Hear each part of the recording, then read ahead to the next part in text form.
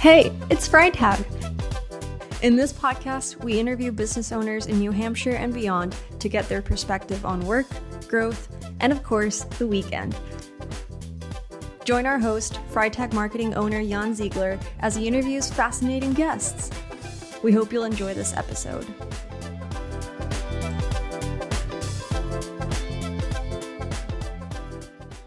Today, I'm here with Julianna Dodson, who is the Executive Director of the Hannah Grimes Center for Entrepreneurship. And we will be talking a little bit about how she went from accounting to nonprofit world to entrepreneur world, and then also what a good weekend looks like. Love that. You ready for me to start? I'm ready. I'm very ready for you to start. So I stalked your LinkedIn, as one does, because people have their resumes online now. And I looked a little bit about like your background, and you really come from an accounting background. Mm-hmm. So how did that transition happen into the nonprofit world? Yeah, well, I always joke that like I fell into tax representation, which it's like that sentence had probably never been spoken before I said it, because no one just falls into tax representation, but I did. So my background was very interesting and different. I was homeschooled for most of my education, and we traveled a lot with my dad's work.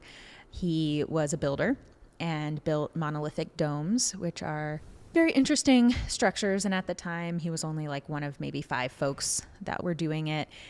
And so our home base was Charleston, South Carolina. So we would come back there when we weren't on a job.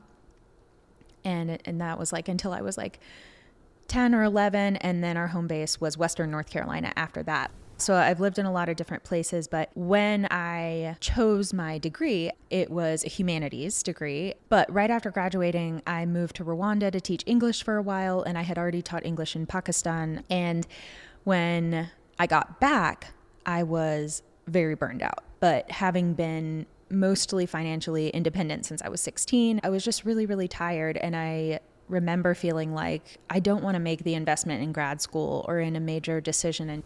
But anyway, while I was doing that, I was looking for other jobs, and I applied as an administrative assistant at a tax representation firm. And they were like, called me up and they're like, well, we want to hire you as a caseworker. And I was like, well, I don't know how to work cases. How are you going to hire me as a caseworker? So when I started working there, I realized pretty quickly that in order to actually do the work I needed to do, I needed to become what's called an enrolled agent, which is a designation from the federal government. You sit for a series of exams and you learn how to represent taxpayers before the IRS and state departments of revenue. And what was actually really cool about it, oddly enough, because at that level, you, with tax representation, you have the same level of authority as a CPA or an attorney with tax representation. The only difference being an attorney could go to tax court and I couldn't. And so it was really an opportunity to dig into the world of like going through discovery and gathering evidence and data and putting together proposals and going through appeals and really learning about how to, none of that was anything I had experience with before. And then being on the other side of it and being on the defense, I kind of saw what it was like. I was like, wow, most of these people, they didn't do this on purpose. They didn't understand. They weren't aware. And then once they figured out that they had made a mistake or something, it had snowballed to the point where they couldn't catch up, and IRS interest rates are crazy.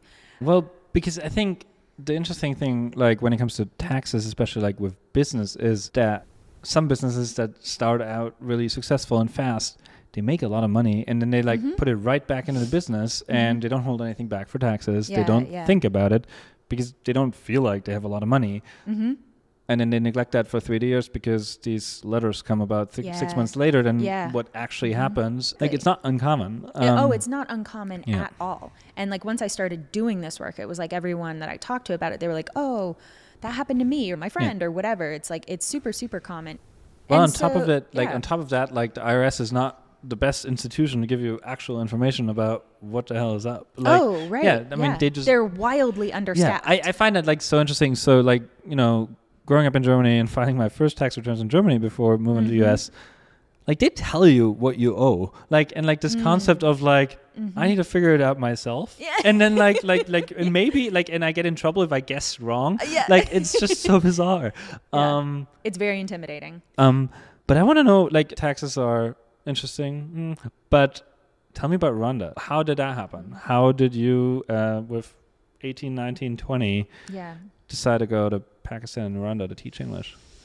My family, like my grandparents, lived in South Asia most of their lives.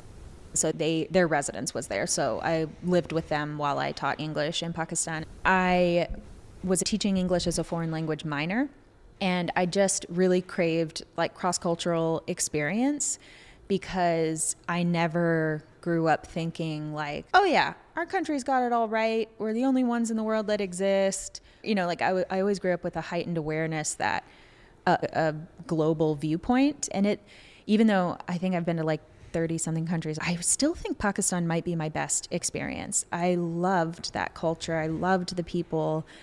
It was, of course, scary at times. Like the Pakistani government did not want me walking around by myself because I was a risk to them. I was a liability because if I were to get captured, and then anytime I walked out of the gates of our compound, I had to be escorted everywhere I went. When I graduated and went to Rwanda, we actually had known a family from Rwanda, and they were like, hey, we really need some folks to come help us with this project. It was called Seeds of Hope, and the profits from that went to fund the local school and hospital, and they were in some trouble, so they wanted help turning it around. So that's why we were there, and I don't actually know how helpful we were. Yeah. I think like whenever I came back from like longer stints in third world countries, I don't think I've ever been like that appreciative of all the things we have. I lived in Equatorial Guinea and Central Africa a bunch. And so it's like, there was like, well, you got lucky when you got cereal.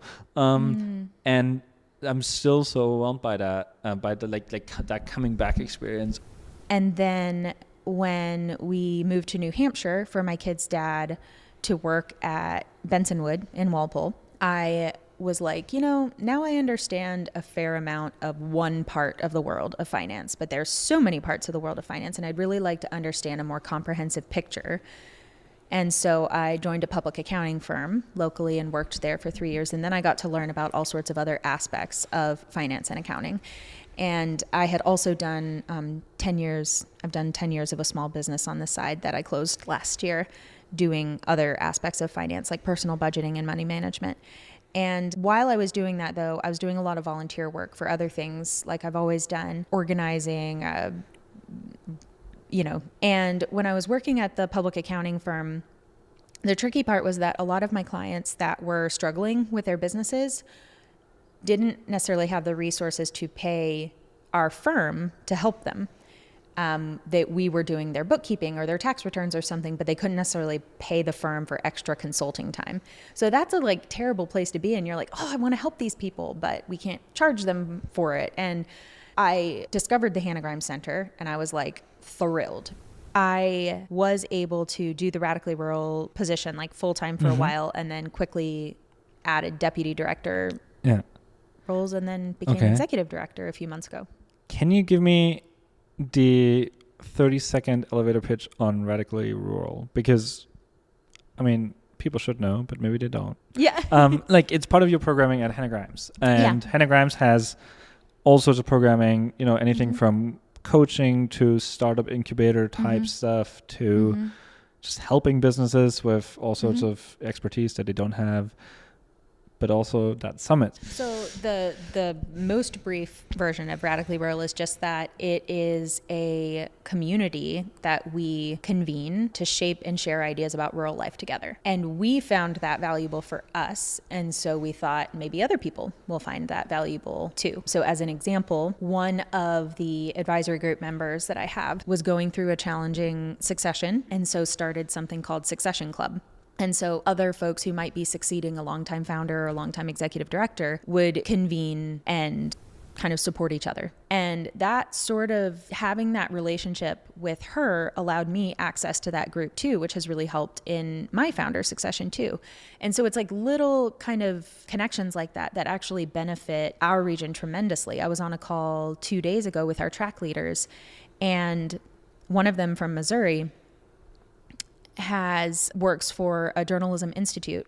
And because of her connection with us and with the Sentinel, is now sending interns to the Keene Sentinel. And they're sharing people with each other for their projects. And so it's 1,000,001 stories about what that does. But essentially, as we have evolved as an organization to both meet current needs and anticipate future needs, we saw the trends of rural communities, and this being a rural region as well, and knew that we had to do what we could to try to turn some of those trends around. Because, I mean, in the end, a lot of rural communities share the same challenges. Yeah. Because it's, it's everything from succession and, what do you call it, the silver tsunami or whatever. Mm-hmm. I think it's a terrible world. But you have aging work population, you have business owners that don't know what to do with their businesses when they want to retire. Healthcare access, housing. And transportation.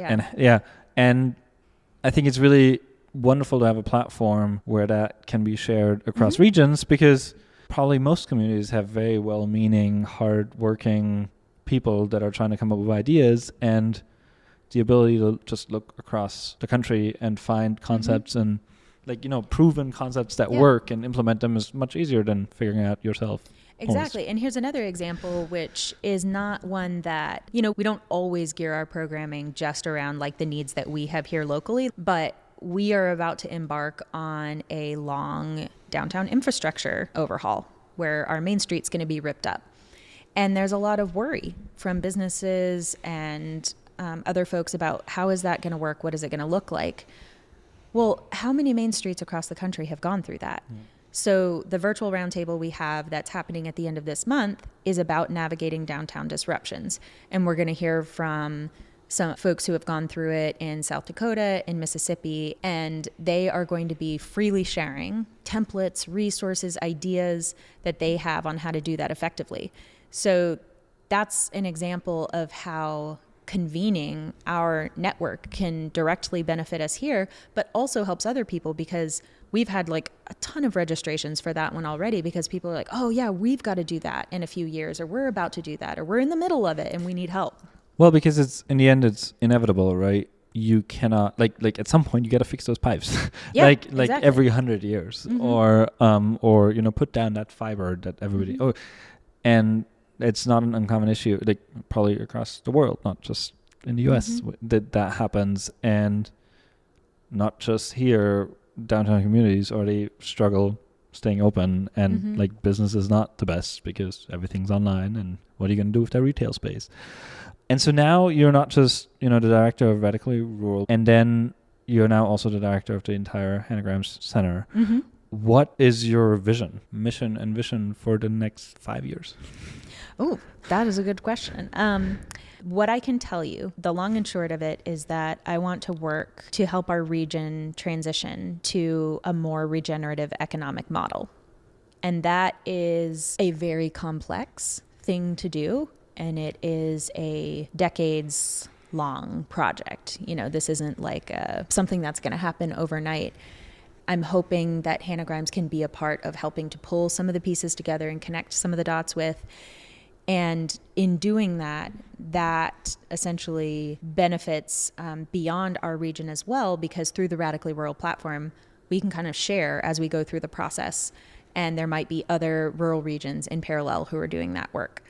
Cool. Well, because you at the center, you're this unique entity within the community, right? That because of who you are, you have everybody's ear in a way that, let's say, a media organization wouldn't have, or a business wouldn't have, because the radio doesn't like so much what the newspaper does, and the other way around, because obviously they're competing in a way. And so, or the chamber, right? Because you're almost this third party entity to the ecosystem, you can bring a lot of people to the table that otherwise wouldn't talk to each other, or wouldn't talk to each other, but would have a harder time being convinced to collaborate than when it happens like under your roof. Well, and that's one thing I really appreciated about Marianne's kind of our founders and executive director for 27 years. Her approach to funding and things like that is we don't have all of our eggs in one basket.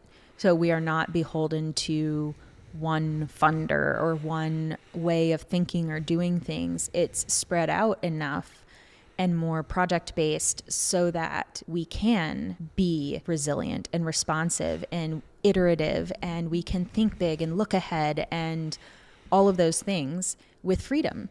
And that's one thing that's really rare actually about the Radically Rural platform, because I mean, if a listener knows something I don't know, like please share it with me, but I don't know of any other national rural summit that is as free as Radically Rural is. It might be tied to a particular subject matter, tied to a particular geography, political party, whatever, but we are truly able to do what fits the needs of our community. And Hannah Grimes is the same way. We want to continue to do the things that have always served our community. And like you said, because we're not sort of beholden to any sort of particular party, then we can be a connector. Yeah, and I think that it's really beautiful because a lot of these, future innovation summits, they're sponsored, powered by, whether it's a media organization, a company, and doesn't mean that there's necessarily the intent, I'm sure, is always very pure, but there's always that conflict of, well, if it's from those guys, then I'm not going, or these biases and considering how polarized everything is, nothing is unpolitical anymore. It's quite defeat to pull something off that really doesn't have any association with anything except for rural. It's so simple. That's so cool. So what does that look like in the next year? It's a grand vision to sort of restructure a community in a regenerative long-term way. What does that mean? If I just said regenerative what?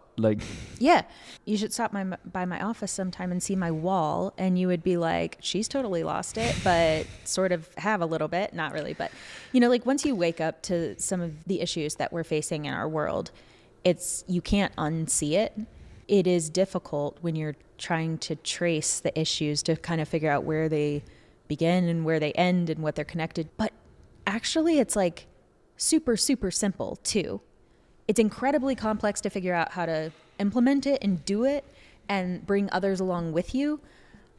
But the concepts are super simple. So sharing, that's a concept that everyone understands, right? We mentioned one already, the concept of enough. Yeah. What is enough?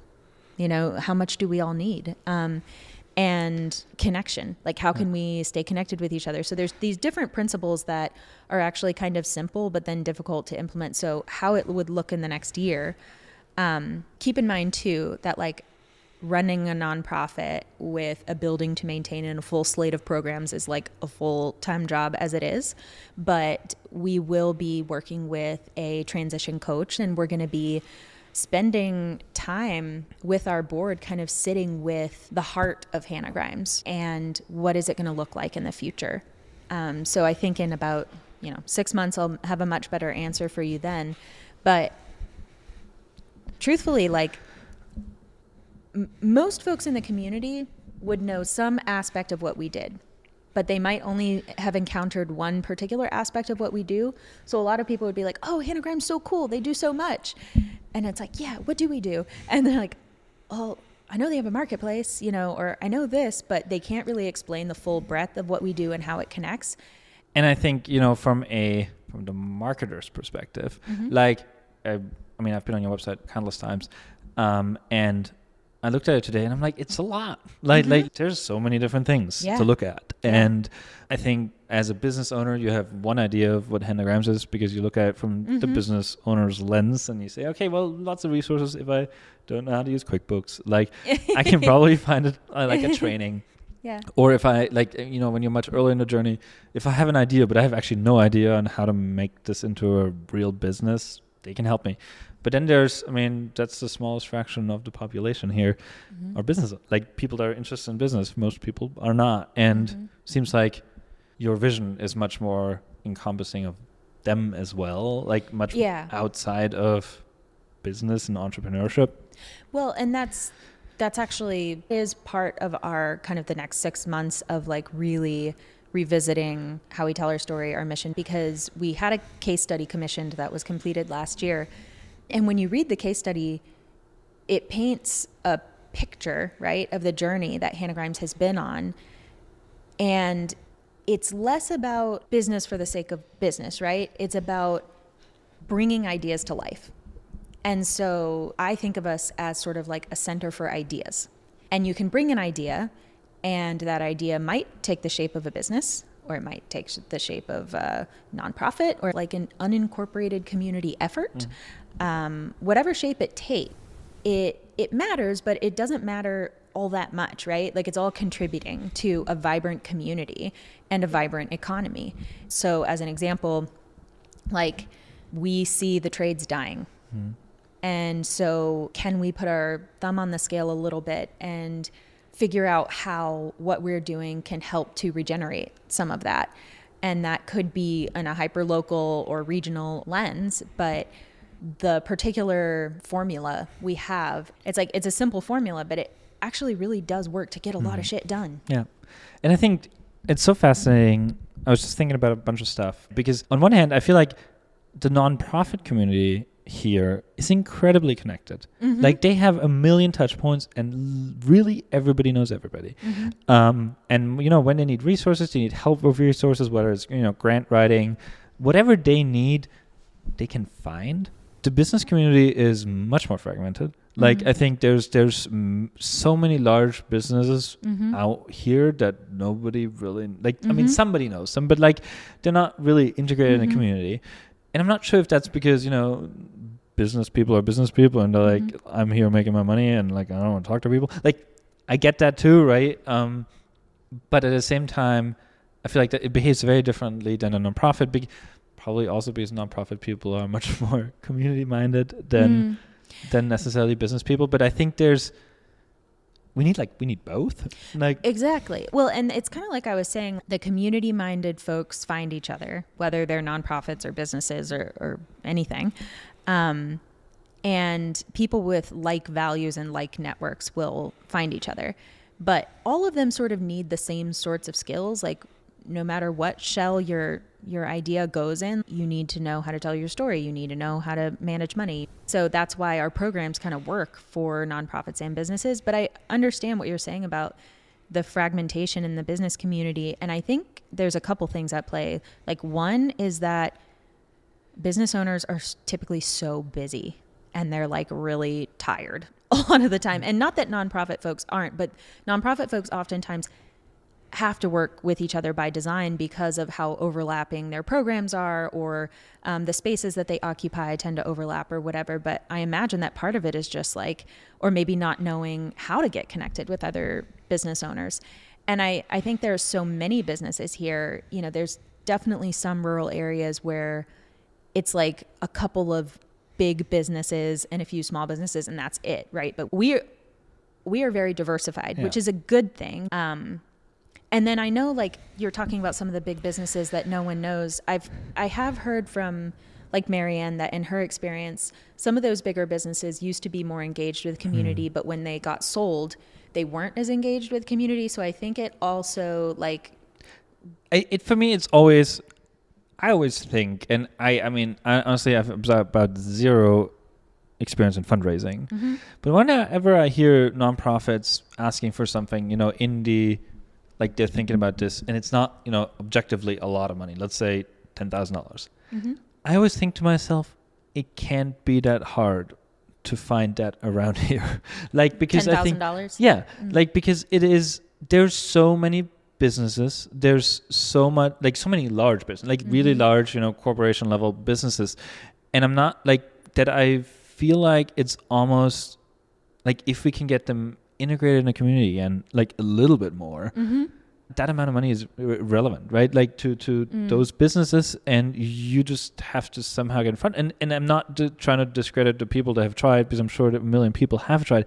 To me, it just seems like so obvious, and I feel like I'm missing something somewhere on why we shouldn't. I mean, we have plenty of well-funded nonprofits here, but still, it shouldn't be this hard.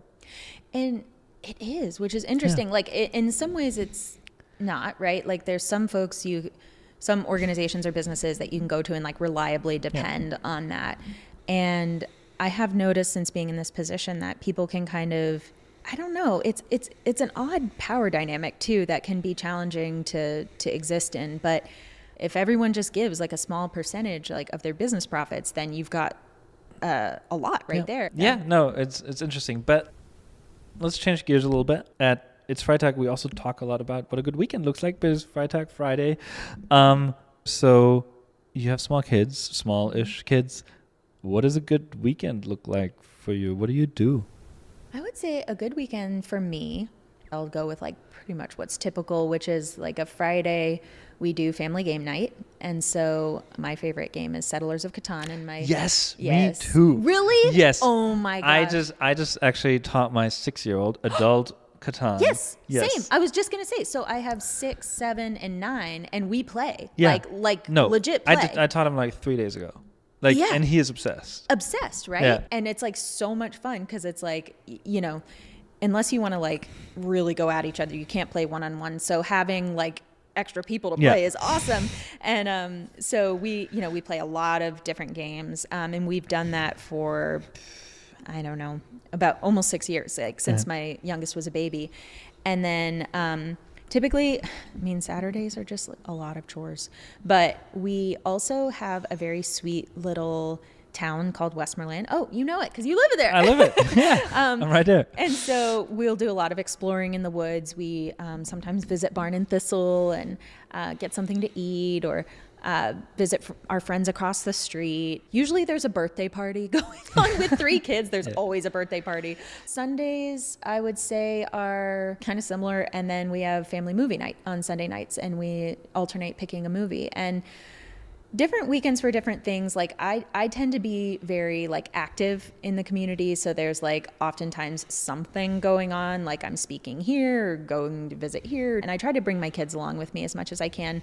But then outside of that, it might be like an event going on that we participate in locally. So I wish I could be more exciting, but we're kind of in that phase of life where, it's a lot of like snuggles in bed and chatting about life, for me and my girls. And that's what a good weekend looks like.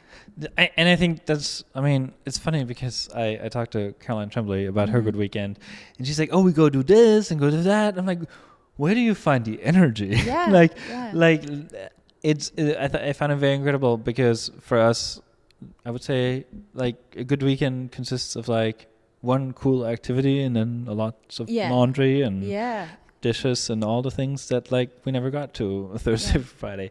Is there do you have a favorite place that you love going back to? Like in the state or in our local area? In our like local-ish area, but also in the state. Like for me, I'm obsessed with Pisgah at every time of year. And I'm not a big hiker really, but I just love going for a walk. And I never like all the people that drive to the Whites and like go up Mount Manana. I'm like just way too committed. Like it's like 3 hours in a car. Like no, thank you. But or paddleboarding on Spofford. Like those are like my 2 things to do. Well, we lived in Spofford before Westmoreland. I do have recurring activities that I like to do. Mine tend to be more like annual revisits of doing certain things, I guess. So like I try to go to the New Hampshire beach at least 3 times a year. And I like going there, and the girls and I have the sweetest time there, where we have our just little tradition where we'll stay till the sun goes down, and at the end we'll lay on the beach and read books together, because actually that is what we do most often together.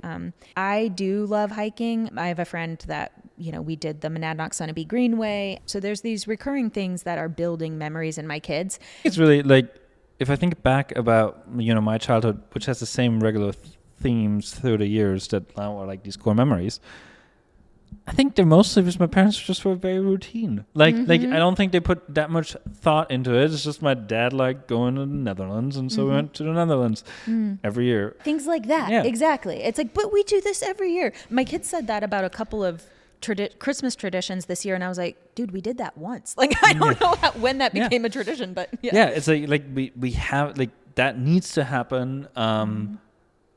We have to, like, around Christmas time, we have to go to Burdick's and get hot chocolate. Exactly. Like there's like all these things, like they need to happen. And I also, like, I have a few, like, especially at home when I go back home to Germany that I go through, but it's really funny how you actually think about, like, installing them in them and making it. I don't know if everyone does that, but I did. Because I guess I'm, like, sort of a weirdo in that way, where I'm like, we are installing what will exist for them for the rest of their lives. And I think it's, especially for that age, it's the perfect place. Like, I'm not sure if, like, I mean, we can promote the region all we want, but, like, is this the perfect place for a 20-year-old? Like, we're running out of arguments on that compared to other areas, but I think for, like, 0 to 16, it's pretty cool, or 0 to 14. And again, from 25 to 75, in my opinion. Can I say one more thing? Yeah, of course. So I know I can be kind of long-winded, so I really will work on that, since I guess you and I both have a place to be, which is the same place. But I will say that, like, the two things that just, like, popped in my head today when I was, like, thinking about what has been driving my curiosity lately, which is insatiable and will never stop. But one of the things is the Lorax. It's a Dr. Seuss book. And for the basically since I've been working at Hannah Grimes and really spending a lot of my time and energy thinking about community design and economic design and things like that, I've been reading books and asking questions and meeting with people and, like, just obsessing over it, because I had no idea how much it had to do with everything. I mean, community design is, like, of course it has to do with everything, but, like, economics, I had no idea how much it had to do with everything. And so then my friend Nicole, who is an author and runs a nonprofit in Vermont, she was like, well, have you read the Lorax? And I was like, well, no, I haven't. And I read it, and I was like, why has this book not been referenced in all the other books on economy that I've been reading that are, like, these, like, thick academic books? But anyway, the point is that I would highly recommend reading it. And I think what it does is it tells us that when we do business, right, we have to think about all of the intended and unintended consequences that go along with business, and how we do business really, really matters. And so that has always been true for Hannah Grimes. Hannah Grimes has always cared how we do business. So it's not different, right? The second thing I want to talk about is the whale. So have you ever watched the show Vikings? Yes. Okay. So it's taken my partner and I, like, 6 months to get through the last season, because, like, who has time to watch TV, right? But I was leading our monthly Radically Rural Advisory group today, and I totally scratched my plan for the meeting after last night's episode, which involved a whale. And so instead, I played a section of the episode, and then we discussed it. And what happened with the whale was these Vikings, they are now just discovering Greenland, which was, they're half starved, half dead by the time they get there, right? And then there's, like, no food, no nothing. And they're like, well, what do we do? And they're like, well, I guess we'll try to settle it. So they immediately, in this completely uninhabited land, like, draw property boundaries to divide up the land between everyone.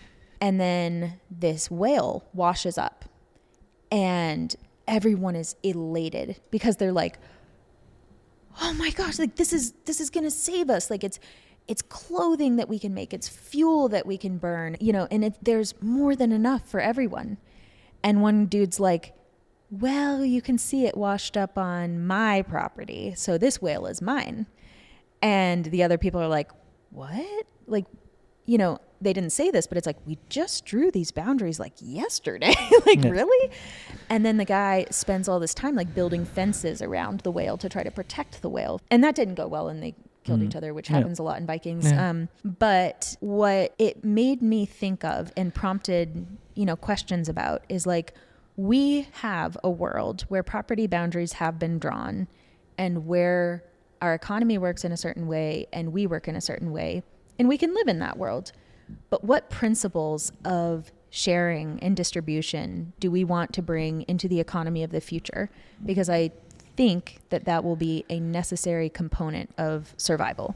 And so those are just two little prompts to be thinking about that kind of give you a glimpse into some of the ideas and concepts we're wrestling with at Hannah Grimes. I think it's so funny because I just had a conversation on last weekend where I grew up in Europe, where farmland is, while it's, you know, somebody's property, is like you can just walk across it unless you destroy anything, which you don't. But like you can walk and bike and hike across fields and nobody cares. And I looked at all these snowmobile trails that have been, you know, put in the stake again, like they do every year for like 2.5 days of snowmobiling probably in Westmoreland because there's no snow.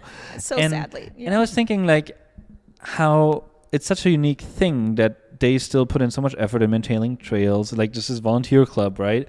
And that's going to go away because at some point they're going to be like, it's not worth it. Like, it's not worth like the probably 5 weekends in the summer maintaining these trails for us to go snowmobiling for 2 days. Yeah. But it's really the only concept that exists where landowners share their trails for public use. And otherwise, I mean, you know, we have conservation land and all of that, but like otherwise, like where we live in Westmoreland, like you're restricted to the rail trail.